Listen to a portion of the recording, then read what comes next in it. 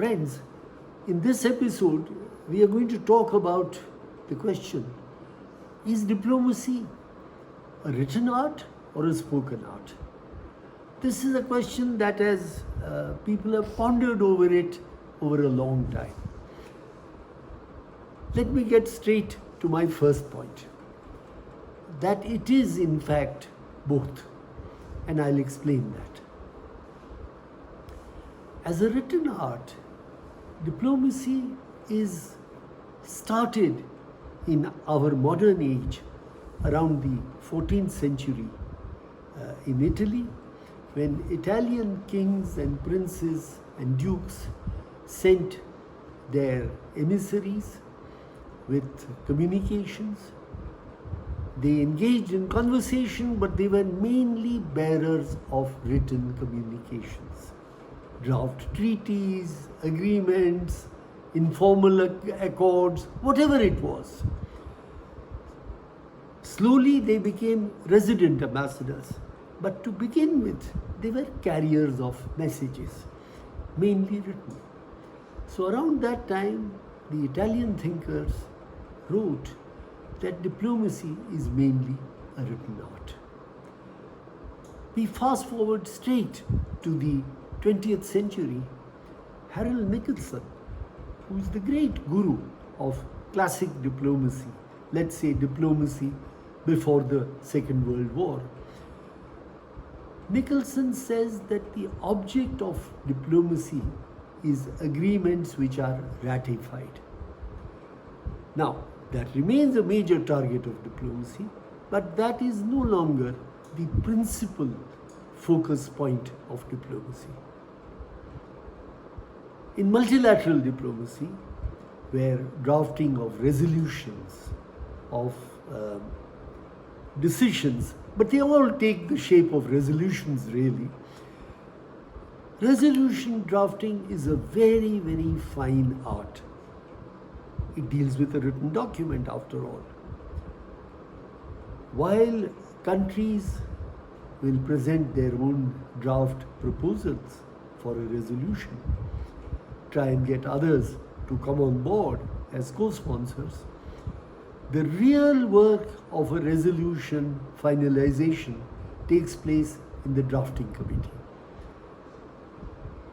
In the drafting committee, which often meets in the evening, late hours, occasionally through the night, in a drafting committee, the search is for words that will connect the concepts and ideas put forward by 2, 3, 4 different protagonists of a particular viewpoint. So what is the skill that is needed there? You need somebody who is smart enough with language to make a bridge between different ideas, to connect them, to find a compromise, to find words that will please the different protagonists. And if he is clever, and most of these guys are very, very clever, he will also gently put a spin in that in favor of his own country's point of view. So, draftsmanship is a very fine art. It's almost, we can say, the acme, the top point of multilateral diplomacy. And mind you, New York and Geneva attract some of the very best talent of a diplomatic service. So, is it all about the written stuff? Hardly. A lot of diplomacy is about the spoken communication, the exploration for accommodation, a search for compromise between different viewpoints. But usually, especially in a bilateral context, it will take place through verbal communication. Yes, in bilateral diplomacy also, drafts are exchanged, drafts are haggled over. But that's towards an end point when an agreement is really under drafting. Much of bilateral diplomatic work is verbal. And that involves the skill of advocacy. You want to make sure that your viewpoint is accepted by the other side. You need the skill of reaching out to the other side, the other person, in a way that conveys your own sense of honesty, your own sense of empathy, and to draw that partner on the other side into a viewpoint that is closer to yours. Or even better, get him to believe that your viewpoint is really the one that is important. You remember, somebody gave a definition of diplomacy where he said, diplomacy is the art of getting the other side to have your way. It's a little bit clever, right? So what does that depend on? That depends on your personal charm, your skills of pleasantness, of bridge building, of identifying with that other person's viewpoint. There is a brilliant book written many years back, I think perhaps 35, 40 years back, by two fine theorists on negotiation called Fisher and Uri. And the title of the book is Getting to Yes.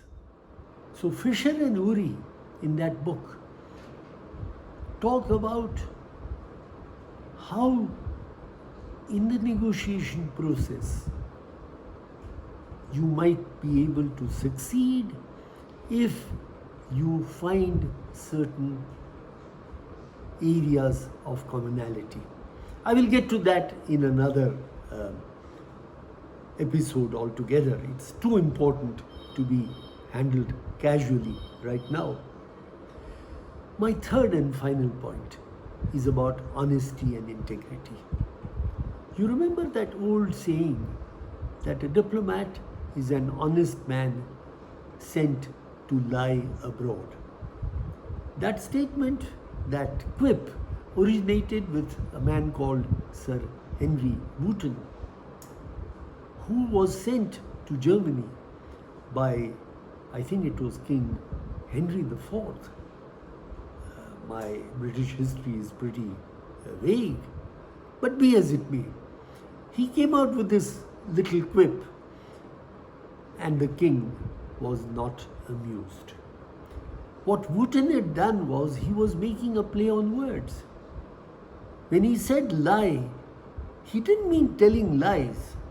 That's how he explained it. He meant simply to lie around, to laze, to enjoy a good time. But as I said, the king was not amused. But we come back to this point. In common conversation, if somebody is being too clever or not honest enough or a little bit devious, we say, please don't be diplomatic with me. So diplomatic has become a bit of a pejorative in normal usage. In India, we call a person like that somebody who's like Chanakya. And Chanakya, remember, is the other name of Kautilya, the author of the great Arthashastra of the 3rd century before Christ. So, coming back to honesty and integrity, the simple fact is, a diplomat should never be caught in having told an untruth. Does it mean that a diplomat will tell you all the truth all the time? Not really. What he will do is, he will be selective with the material that he puts across to the other side. That is permissible. You're not required to tell your entire life story or the entire genesis of a particular issue when you talk to a foreign partner. You select the material that you put across. But what you put across, you must honestly believe is the truth. Why? Because you have to maintain credibility with the other person. That person will not trust you if it comes out that you have deliberately told an untruth. Now, Harold Nicolson was once asked, he said, all this is fine, but what will you do if you're really asked a question to which you cannot give an honest answer? He said, simple. I will tell my friend on the other side, you really should not ask me such a question because you know I am not able to give you a truthful answer.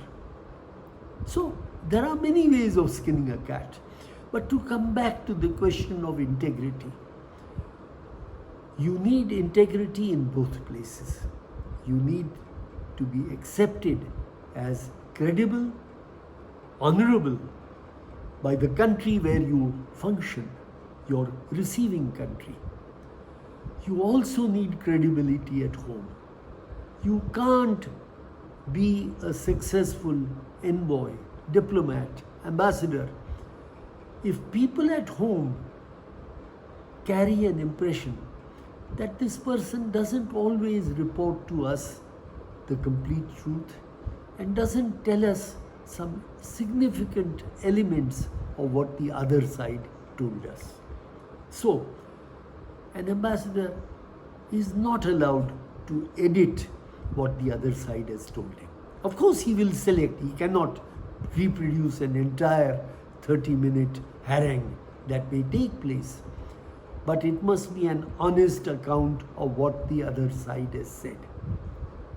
So, where does this credibility, honesty, integrity get you? And that's a very interesting point. I've come to a personal conclusion on this, that if the other side believes that you are credible, that you are a person of integrity, then sometimes, in some situations, that person might give you, might I say, not certain, might give you a little bit of benefit of doubt.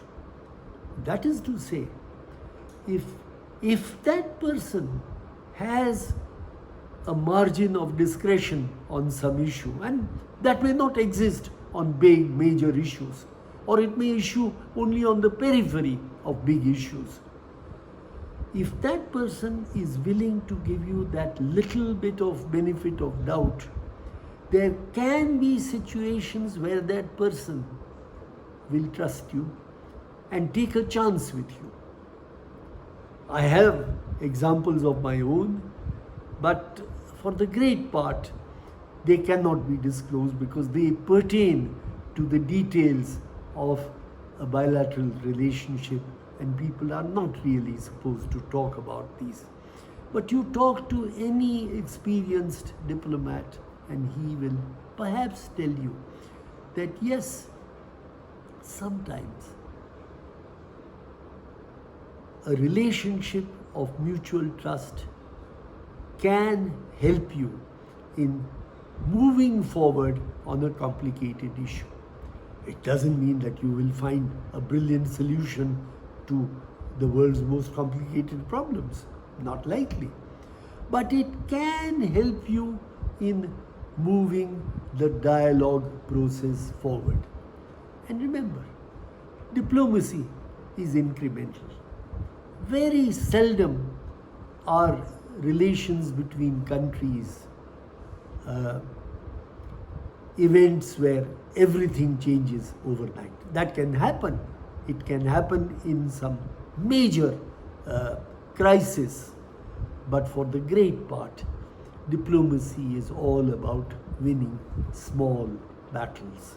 Small victories is probably the best that you can hope for.